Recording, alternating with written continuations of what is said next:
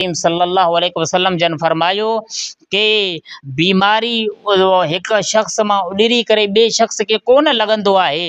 ऐं उन खां बाद में फरमायूं कि न पखी जो उॾरणु सॼे तरफ़ या खॿे तरफ़ इन जो को बि कंहिं शइ सां कामयाबी या नाकामी सां को बि वास्तो कोन्हे। या कंहिं शख़्स उल्लू ॾिठो त उनखे फरमायूं कि हाणे इहा बदफ़ाली जी निशानी आहे, नहूसत जी निशानी आहे। तो अल्लाह जे हबीब सल्लल्लाहु अलैहि वसल्लम फरमायो इन में का बि नहूसत न आहे। ऐं जेका सो आहे सफ़र का बि शइ न आहे। यानी सफ़र महीने के इन मां कुझु उलमा किराम फरमाइनि था कि मां सफ़र के माण्हू नहूसत वारो सम्झंदा हुया। तो फरमायूं कि माहे सफ़र में का बि नहूसत न आहे।